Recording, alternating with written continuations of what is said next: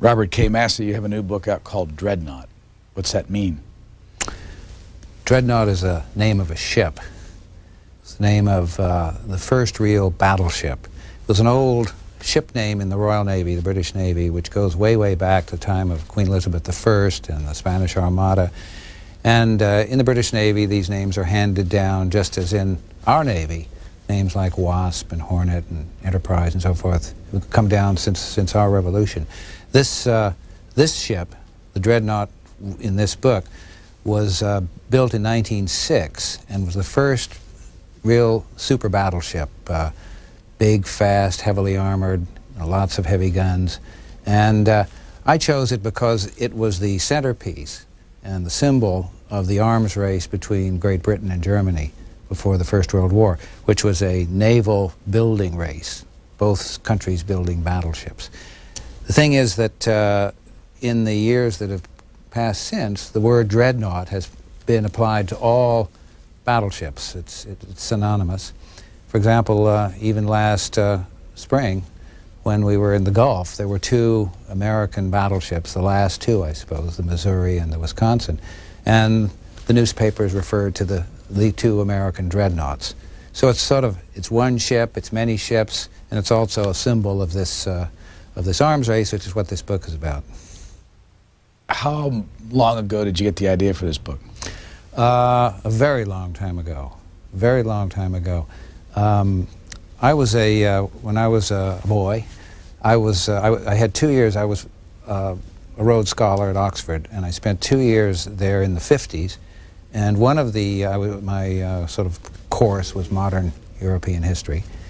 And one of the terms I did was a history of the period 1897, 1914, which is what this book's about, the diplomacy leading up to the war and the threats and so forth.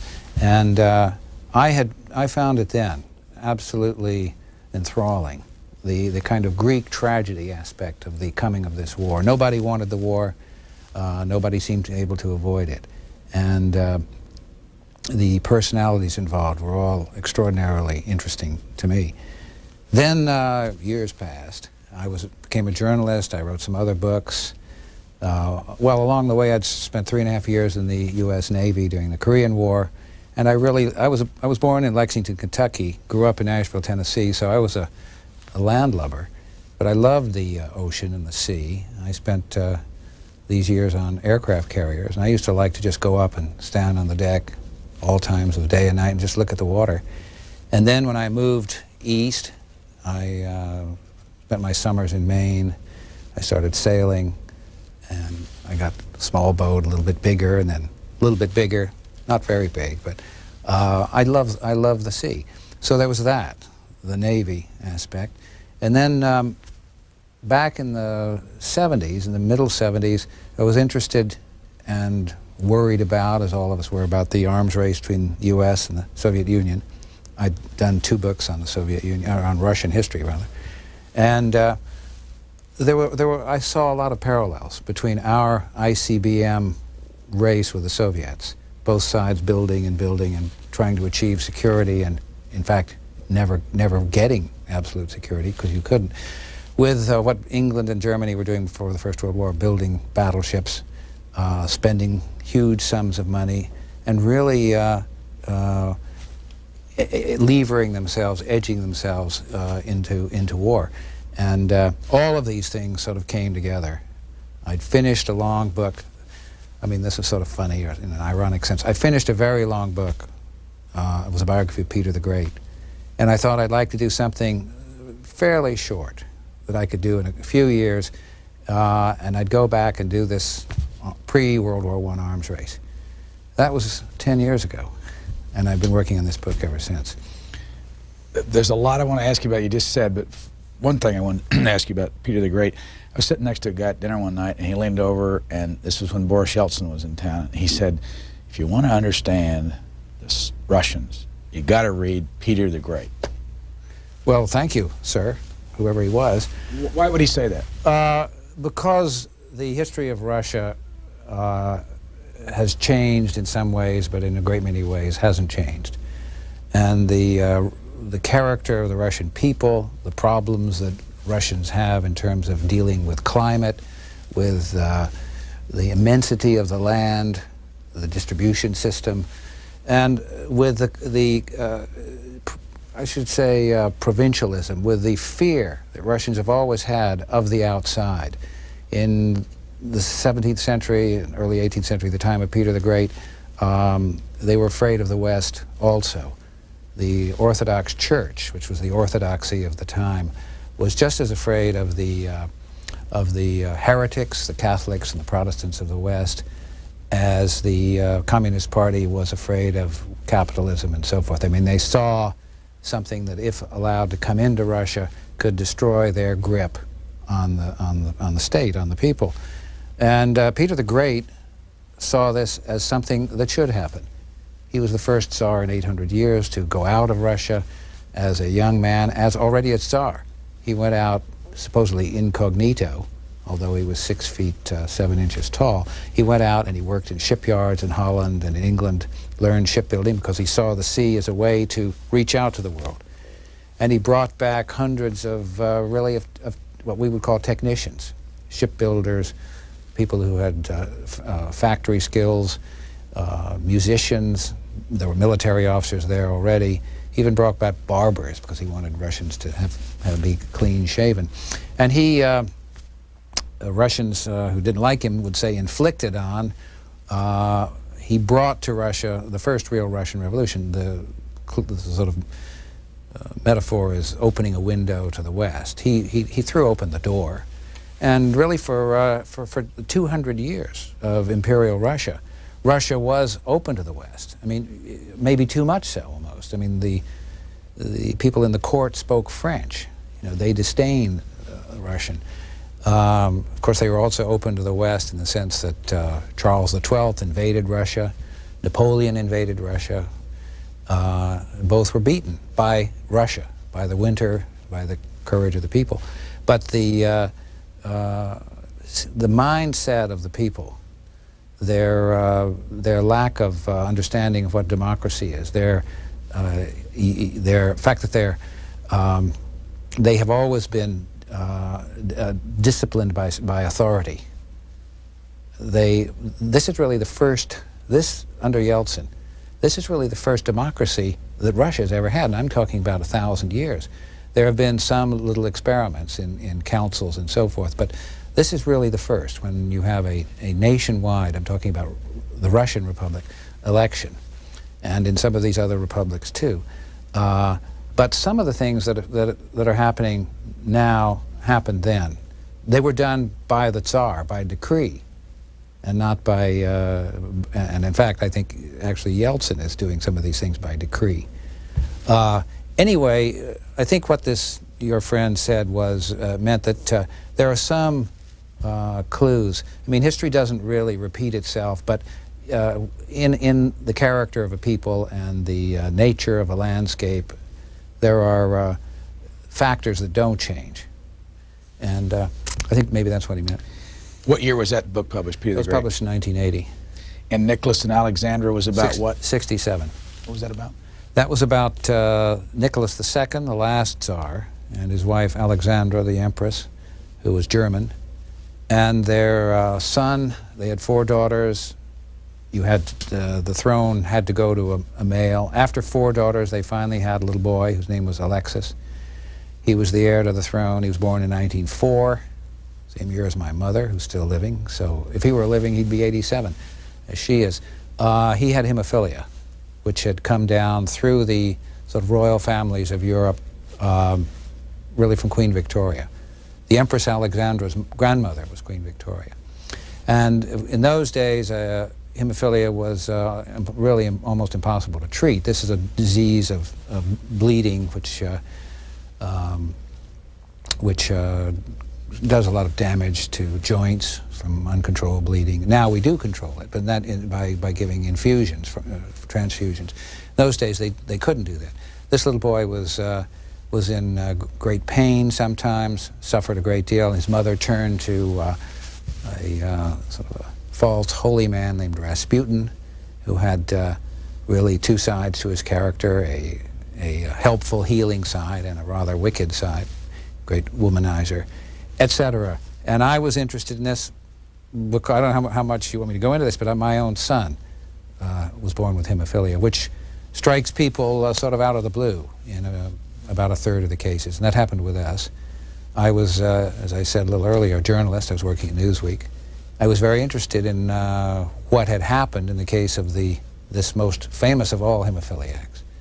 And that led over time to the writing of Nicholas and Alexandra, which is a way to talk about something that I was deeply concerned about, but wasn't really ready to talk about in terms of my own son, who was then a young, very young boy.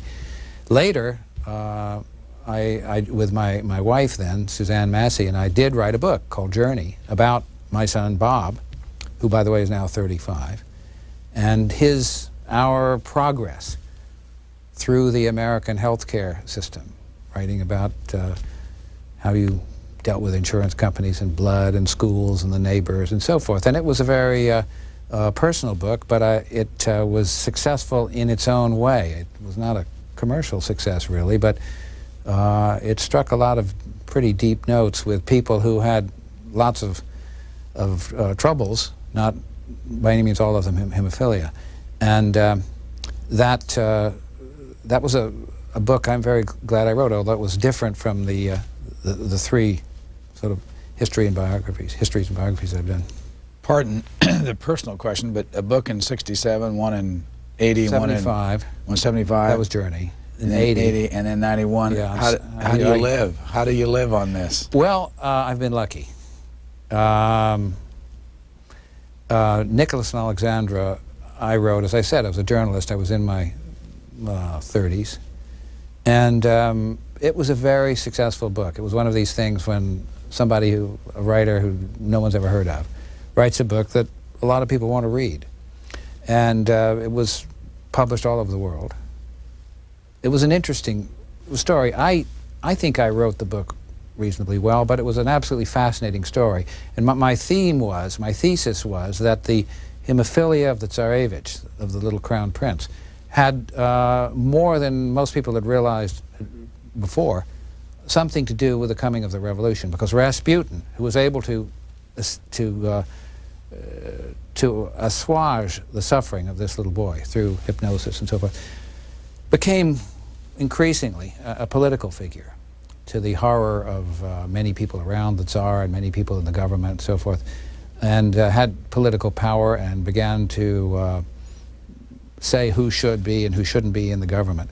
And there were, I sort of spelled out instances where he appointed prime ministers and ministers of the interior who controlled the police, so that as the First World War ground along and Russia was suffering millions of casualties and the food distribution system was breaking down, and Rasputin was making crazier and crazier recommendations which the Empress was forcing on her weak husband, Nicholas.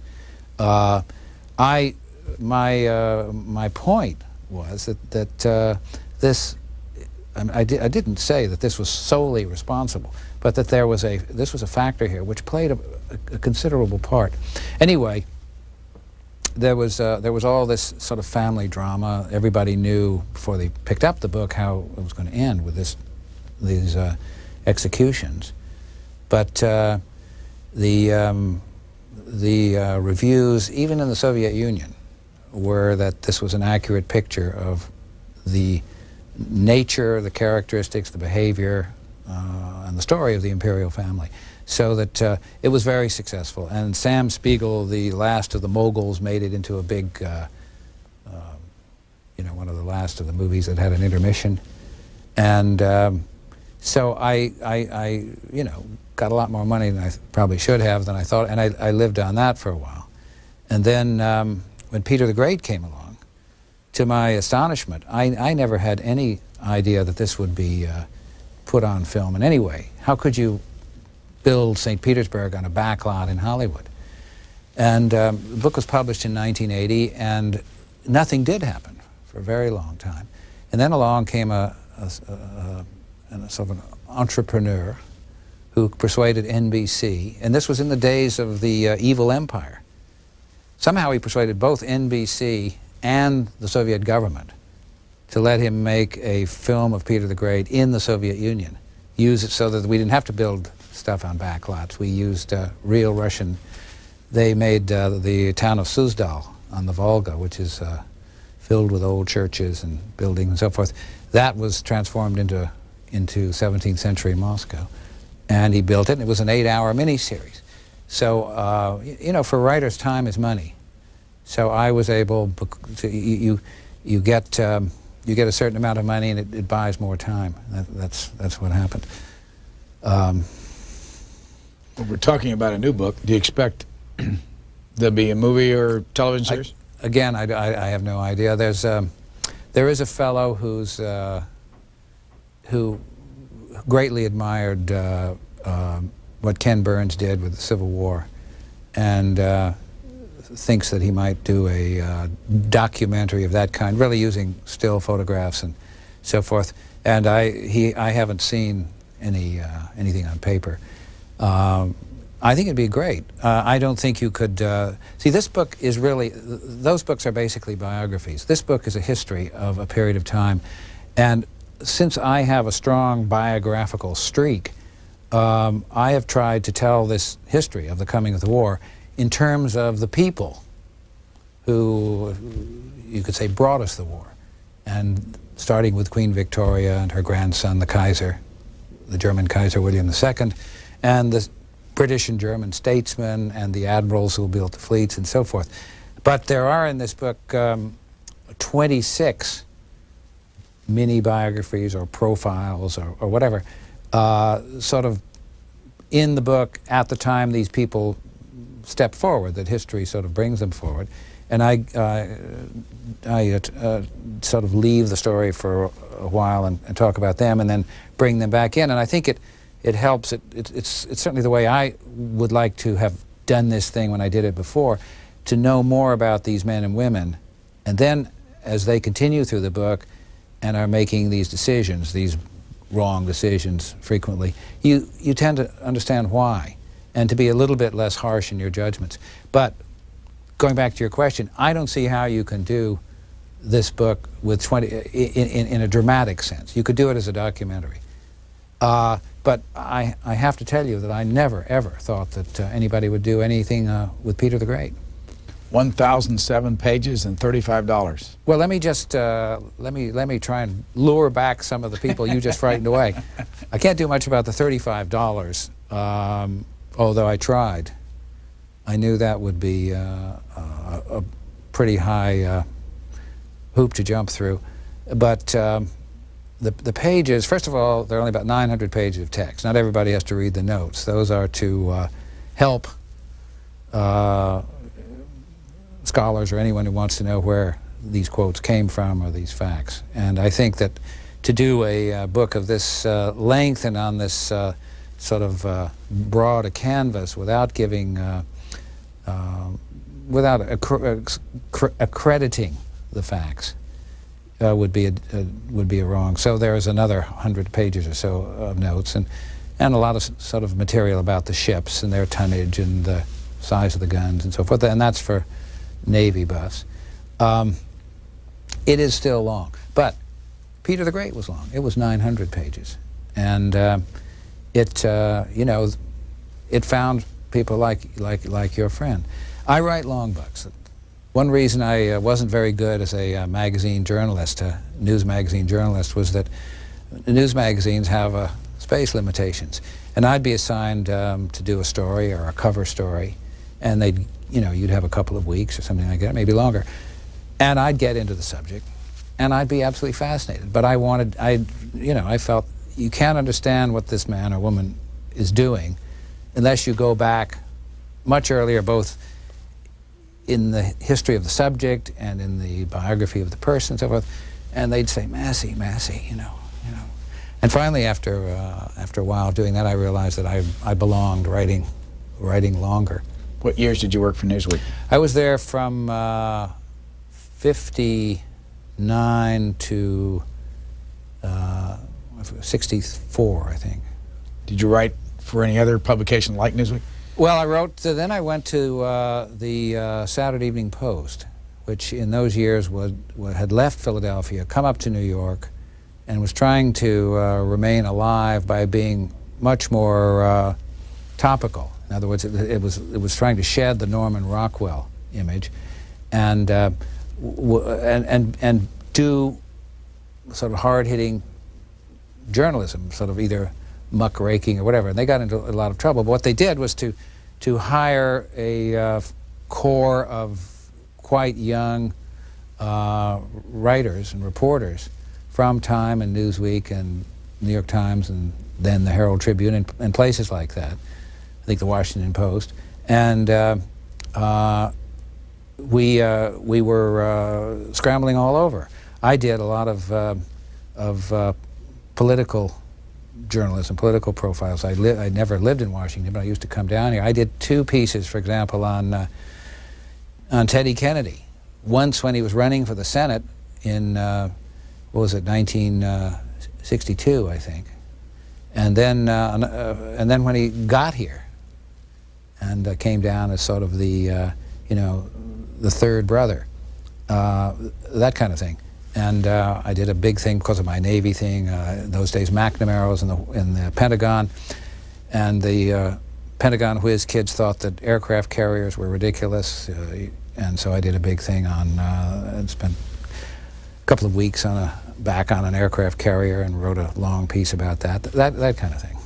It was, I also, as time went along, I started doing sort of human interest stories about a man who thought he was a multi-billionaire, a man who lived in Chicago because of some bank records had been misread, a fellow who'd built a flying submarine. They were kind of, you know, Looney Tunes. They were great fun. Where do you live now? I live in a little town called Irvington on the Hudson River. It's about 20 miles above New York City, just below Tarrytown, and I've lived there for 28 years. Go back to Dreadnought for a moment. 10 years it took you to write it. Yeah. Is that all you did during those 10 years? No, it's not. That's I taught 2 terms, once at Princeton and once at Tulane, so that's minus 1 year. For 4 of those years, I was president of the Authors Guild, which is the largest American writers organization, 6,500 members. And we were very much involved with a number of campaigns. I was very much involved with. The most interesting, I think, and the most threatening was in 1977 and 78, when the tax reform, when I came down here to Washington 13 times to lobby on the Hill to persuade the Congress to remove a footnote which had been put into the Tax Reform Act of 1986, saying that writers had to capitalize their expenses. And this is a little complicated, but it meant that we were writers, especially nonfiction writers who do a lot of research, deduct their expenses in the year in which they spend the money. And the Treasury Department said that we couldn't do that anymore. We had to stretch it out over all the years the book was going to be earning an income, and we could only deduct the fraction of total expenses relating to the fraction of total income we received that year. Anyway, it was taking, first of all, you don't know what the income from a book's going to be. I mean, look at Nicholas and Alexandra, which was much greater. And then there are books which have great expectations and which don't earn that much. It's a crapshoot, really. But they were going to be hitting authors in the years in which they needed to spend money for research, and hitting them with high, not permitting those deductions, so their taxes would go up, and thus curtailing the research. The Treasury was the villain, not the Congress.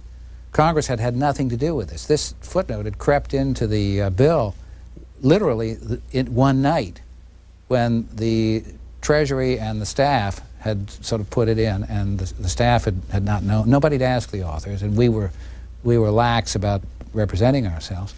Don't authors already capitalize? Well, if they don't, they should. Next question.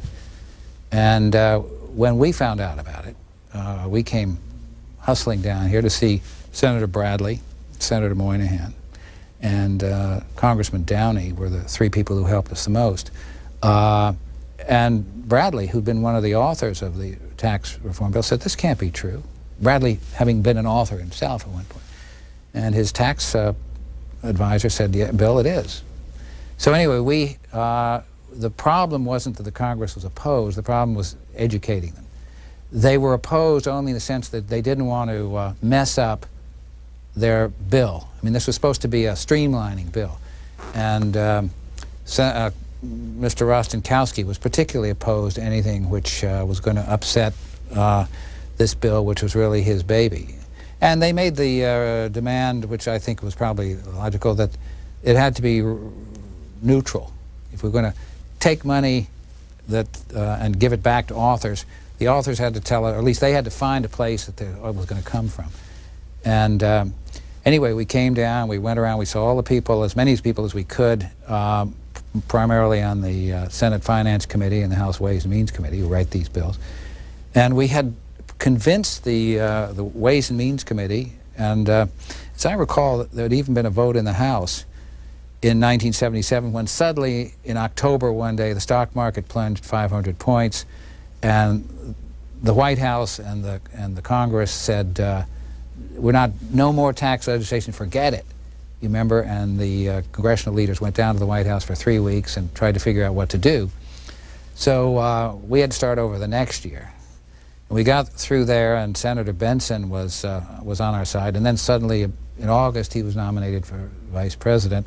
He left town, and the whole thing was, for somebody who doesn't know Washington, as I didn't really, and I didn't really know how Congress worked. My previous experience had been profiles of people. It was extraordinary. The law was finally changed. The night the Senate adjourned in 1988 with 3 senators on the floor. And the person who really did it was Senator Dole, who had been very nice, and I had a very pleasant afternoon with him at one point. He did it. It was a unanimous vote, 3-0. The same night, the United States, by unanimous vote of 3-0, entered the Berne Convention on Copyright, which we've been trying to do for something like 75 years. And it was unbelievable. When we went back and explained to our members what had happened, that we'd worked so hard. And finally, that night, they were just sort of ripping off legislation. It's, you know, anyway, we didn't complain. We won. And so I did that. Then I did a lot of stuff with publishers. This took a lot of time, and this was on the other side of the income ledger, this was a non-paying sort of pro bono thing, which I was glad to do, but my publisher was wondering when they were going to get the book. So I'm trying to defend myself against the charge of laziness. Also, it's long. Those are my excuses for 10 years. Our viewers are probably saying, when in the world is he going to talk about this book? Yeah, well. Anyway, 26 different personality profiles in here, but I want to ask you about this one.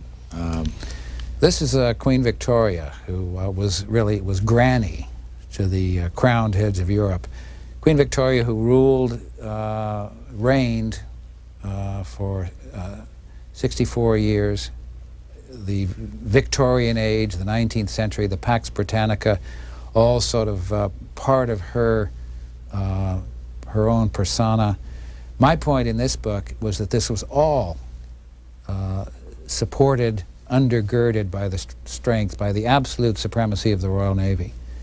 And the book begins with a little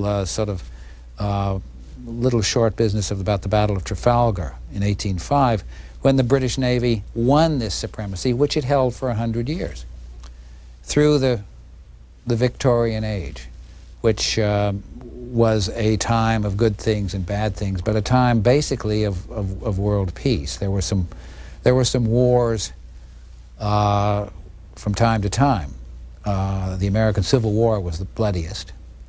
The Franco-Prussian War, the Crimean War, but there were none of the great wars, which, like the Napoleonic Wars, which lasted 20 years before, or the world wars of our century. And this was a peace enforced really around the world by the British Navy. My book is a story about why and how Germany, which had been built into a great empire by Bismarck, molded into the most powerful military-industrial state in Europe, ruled by Queen Victoria's eldest grandchild, Kaiser William II, decided to challenge British naval supremacy by building a powerful German fleet, the High Seas Fleet. And I go back to describe the sort of the drive in German pride and prestige and and commercial interest, the lack of colonies. Germany, having been created late, had no colonies. There wasn't anything left by the time they arrived at the table, and they said, "We want them nevertheless." And the British were not at first opposed. They helped the Germans to pick up some sort of bits of rock scattered around in the oceans and some of the lesser available sandy deserts and so forth in Africa and elsewhere. But they were first concerned and then alarmed and then badly frightened as the Germans kept building far beyond what the British saw as justified. And the Germans' attitude was, don't tell us what's justified, we'll build whatever we damn please. And the British kept saying, yes, yes, but don't you understand, we're an island. We have no army. If you build, we have to build too. Build one, we have to build two. Who are you building against? You don't have any enemies on the continent that a navy can affect. And battleships don't go on wheels. We have to assume that you're building against us. And the Germans, the admirals, and the Kaiser would say, don't be silly, we'll never have enough to really challenge you. But, politicians, or at least statesmen, and admirals and generals have to look at capabilities as much as intentions. It's not good enough when you have a powerful enemy who says, I have no intention ever of attacking you. And you can't just say, well, that settles it then. We don't need a strong defense. You end the book at the start of World War I. I end the book the day Britain and Germany go to war. What day was that? August 4th, 1914. Queen Victoria became queen in 1837. How old was she? I think 20. I forgot. Let me just think. She 37 to 61 is 64 years. She was born in 1820. There's going to be somebody out there who says, Massey, it was 1819. And died in 1901, so she was 81. I think I've got it right. But she ruled from 1837, to 1901, and there were, so that 64-year-old men and women had never known anybody else. What was she like? Victoria? Bismarck met her once and called her a jolly little body. She was both forbidding, austere in public, and very, very, very warm in private. She treated, somebody said that she treated grown-ups, crowned heads, like children, and children like grown-ups. She had many, many dozens of grandchildren and great-grandchildren. She loved them all. She kept track of them. But she reigned over the family, just as she reigned over England. That picture was taken in the Diamond Jubilee year, 1897, when she'd been on the throne for 60 years. And it shows her as she was usually photographed, but there are, which is why I wanted this picture, as sort of dour and disapproving. But there are a few pictures of her smiling. People, nowadays an American politician is never photographed not smiling if he can help it. He always wants to show how happy he is. But in those days it was considered a somewhat sort of common and vulgar. Now those people, the fellow standing there with a cigar is her son Bertie, Prince of Wales, who waited a very, very, very long time to become King of England. Finally became King Edward VII in 1901 when his mother died, and was on the throne for only 9 years. But in those years, England abandoned its policy of splendid isolation, guarded by the Navy, and because of the threat of German sea power, made arrangements with France, which Bertie loved, and with Russia. Bertie was the opposite of his mother. She was dour, respectable. He was bon vivant, womanizer, loved Paris, was loved by the British people. Even the sort of working people thought he was a very good bloke. Who's this? Over that's Bertie. The seated gentleman is Bertie as King Edward VII, near the end of his life on his royal yacht. The woman standing beside him with an incredibly slim waist is his wife, Queen Alexandra, a Danish princess, and at that point when that picture was taken, she was about 64 years old. She kept her figure and her looks remarkably well. When did the British Empire reach its zenith? Well, that's a very good question, because it reached it's like sort of we hear now about corporations and individuals. At the moment it seemed to have reached its zenith, the decline was already underway. 1897, my book begins with a description of the Diamond Jubilee Naval Review. And it seemed that Britain was at its zenith then. I mean, the empire had continued to expand. Victoria had become Empress of India. Half of the world's merchant shipping flew the British flag. The Navy was unchallenged. They hadn't fought a war except against natives since the Crimean War. And yet, there was a great deal that was going wrong. And within a very few years, within 3 years, when Britain had to fight the Boer War, a lot of these deficiencies came to light. What was the Boer War? Boer War was 1900.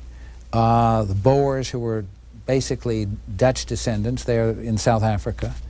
We now call them Afrikaners.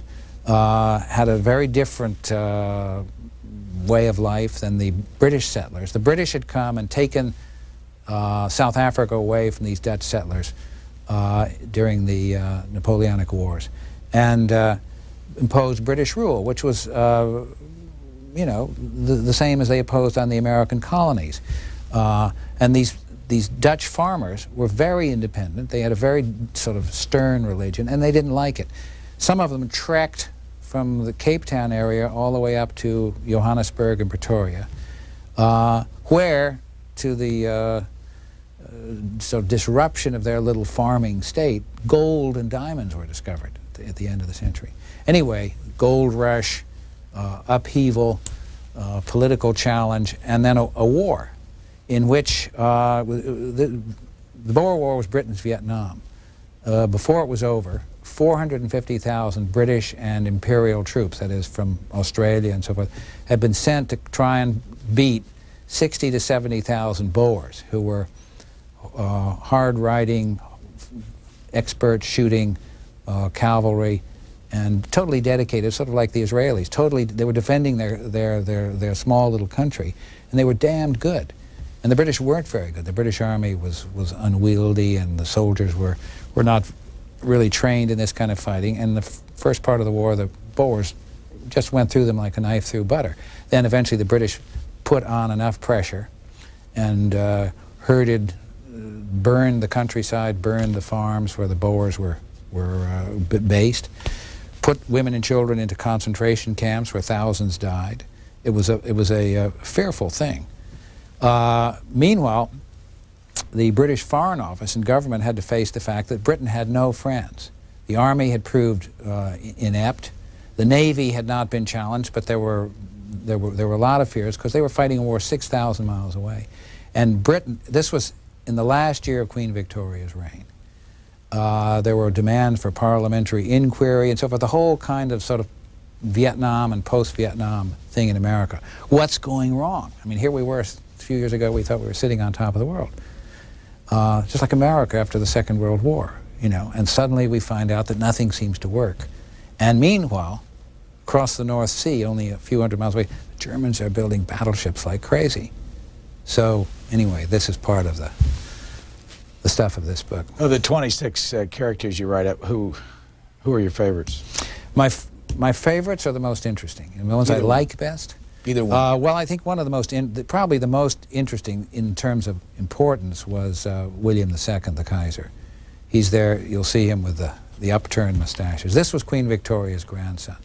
An extraordinarily interesting story. His mother was Victoria's eldest child, a British princess. She married the man who became the German crown prince, went off to Berlin in the 1860s, behaved with extraordinary tactlessness. This was Vicky? Vicky. Everything in England, she told the Germans, was much better than anything in Germany. The British knew how to do these things, you Germans. So it was sort of like, you know, we used to feel that Germany was powerful and raw. I mean, the British laughed at the, this is Vicky on your right, and Frederick, who became Frederick III, the emperor, for 99 days on the left, the father and mother of Kaiser William II.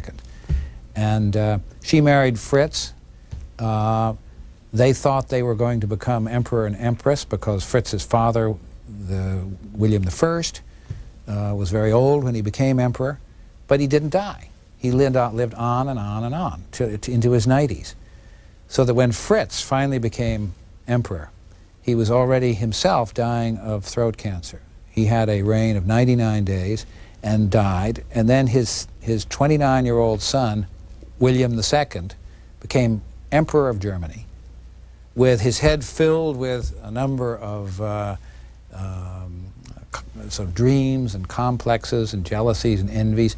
He had an extraordinarily ambivalent attitude towards England. He loved it. He loved being part of the British royal family. He loved the pomp and circumstance of Windsor Castle and riding through London. He also hated it because he felt that the British patronized Germans. And here he was, the sovereign, the monarch of this great military state. And the British just didn't give a damn. And William II was the one that had the damaged arm at birth? That's right. And that's another part of his sort of personality. He had a small, miniaturized, crippled arm, damaged at birth by the use of forceps. It never grew. He had an extraordinarily painful childhood, partly because of this. He was the Prussian crown prince. He was going to be the German emperor. This was a military state. He had to learn to ride. And just the accounts of how he kept falling off his pony and being put back on while he was weeping and his brother was weeping and the tutor was weeping and so forth. And his mother was adamant. He had to learn to ride. No son of... She forced William to become the kind of man he became, and yet she throughout criticized him. It was a mother-son relationship which most psychologists would say was not very attractive. Where's the name Kaiser come from? Kaiser is the German word for Caesar, which meant emperor. And they called the woman equivalent in that She was relation? called the Kaiser or the empress.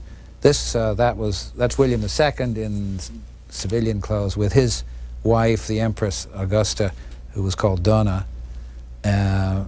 There you see on that, in the top hat, you see him with his good right arm, which was extraordinarily powerful in compensation for the damage left. On the other page, you see, if the camera could pick it up, where William's in naval uniform, you see the strong right arm and the small left arm holding gloves. This was one of the sort of cosmetic techniques he often did to sort of mask the fact that the left arm itself was much shorter.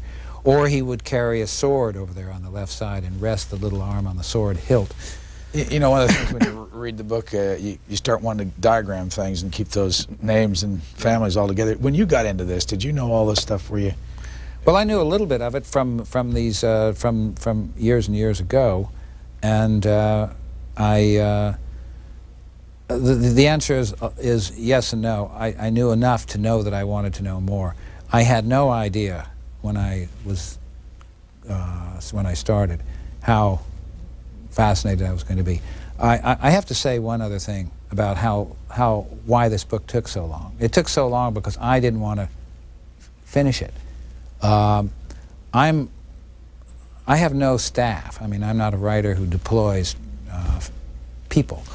I do everything myself because the research is the part that's fun. I love to go to libraries. I love to be up in stacks. I love to discover, sitting next to a book that I know I'm looking for, a book that I never heard of, and pull it out. And that's one of the things we may lose when everything is computerized and they won't let us go into stacks anymore. I also loved going to the places, going to Berlin and London and so forth.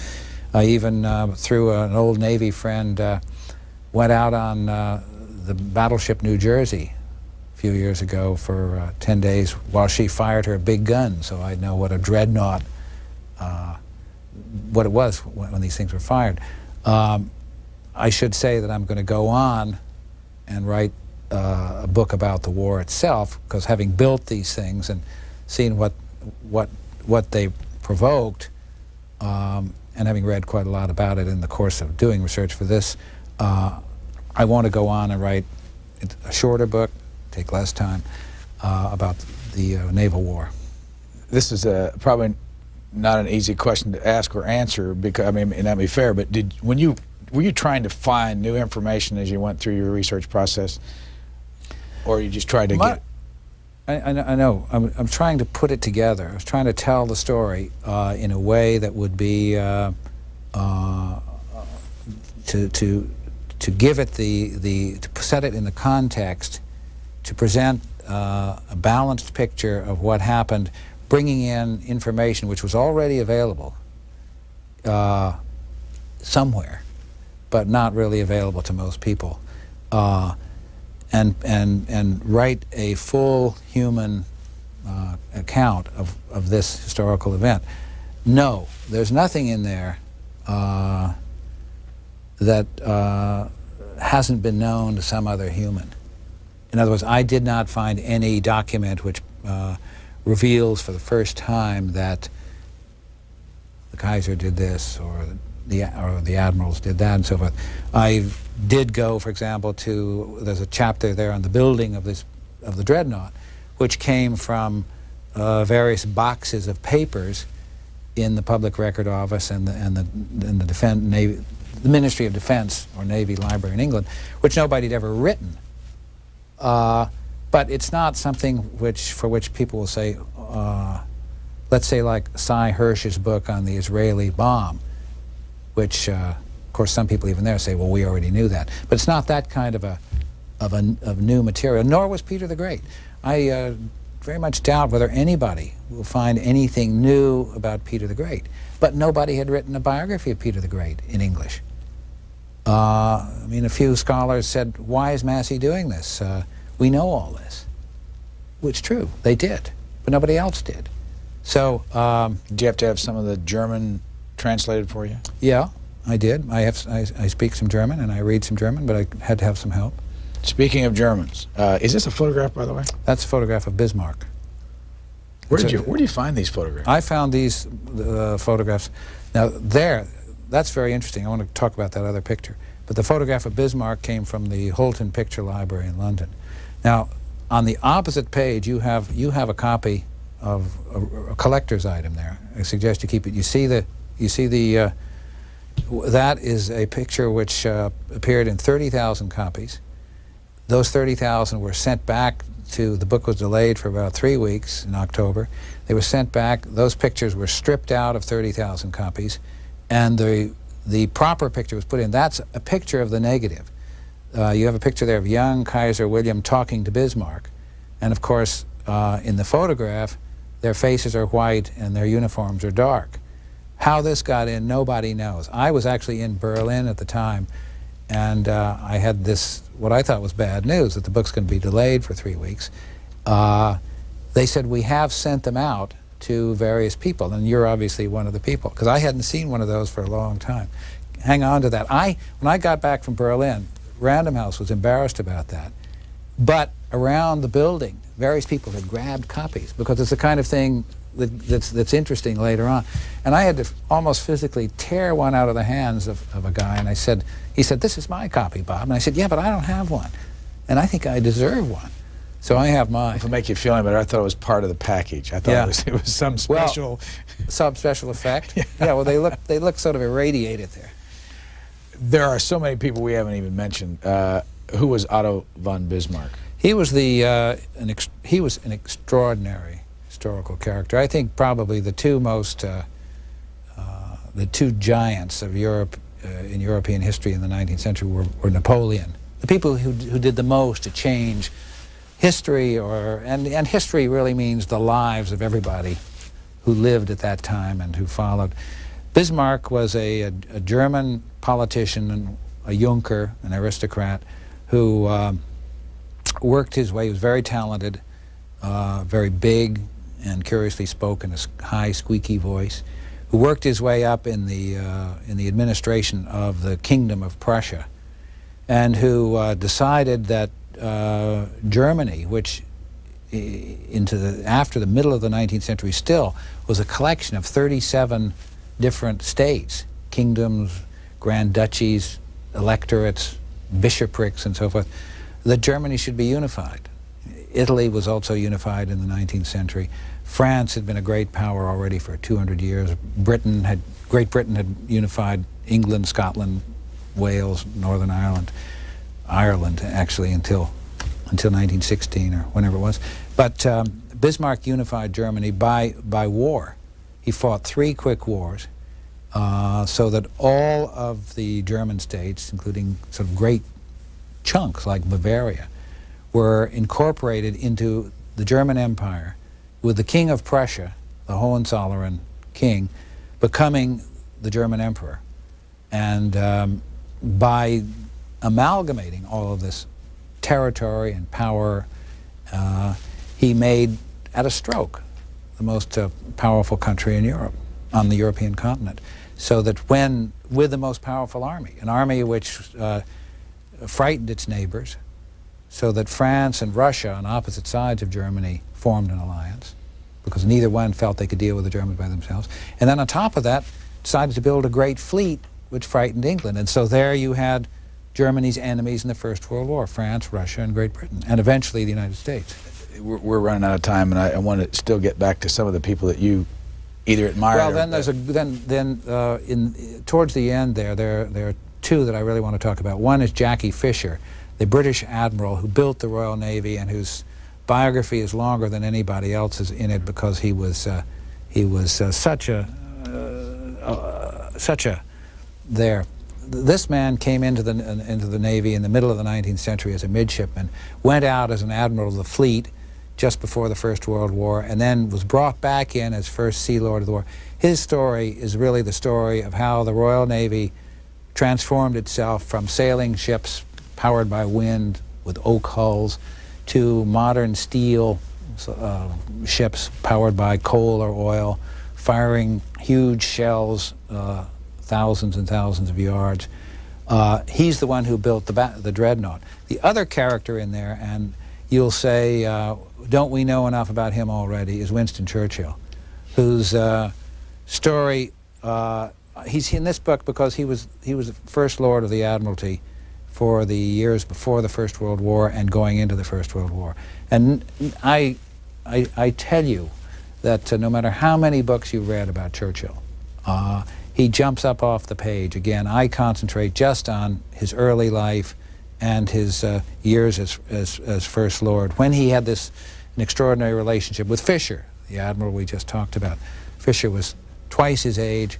Churchill was young, he was vigorous, he was pushy, he was boastful. People didn't like him, and yet he got things done. And he wrote superbly. As William Manchester has showed us, as others, he is a joy to write about and to read about, and he's a very, very important character in this book. Balfour and Lord Salisbury and Lloyd George, you go on and on. Any of those? They're the German characters and the British characters. Von Bülow, Holstein, following Bismarck, and Admiral von Tirpitz, who built the German Navy. What's Massey, by the way? Because I want to guess. Where's it come from? Yeah. It's Aberdeenshire. It's Scots. Did you have any allegiance to the British Isles in this thing? I tried, when I started this book, I wanted to write a book which I felt could be read in both Britain and Germany, and that they'd say he was fair. As it went along, I felt my allegiance, my sympathies were more with the British, because the Germans, I don't know whether you've had a chance to read some of the German profiles, they were really, with exceptions, they were, some of them were sort of nasty bit of business. Now the British flaws were on the side of patronizing and sort of... The Germans with British descent, or the German Germans? These are the Germans. Well, they were what we would say would be nouveau riche. They had great power and great wealth, and they were pushing their weight around. Woody Allen got it right in Zelig, the movie about the man who changed form, when he said, I'll tell you about the First World War. The British had the world, and the Germans wanted it. And basically that's what it was. So the British, who were defending the status quo, come off better because they were more peaceable. The Germans were aggressive. And our American, because now we're the defender of the status quo in the world. So we tend to equate ourselves more with the way the British were in the 19th century. Got a lot to talk about someday again. Robert Massey, if you'll come back. Dreadnought is the name of this new book, Britain, Germany, and the Coming of the Great War. That's World War I. Thank you. Thank you.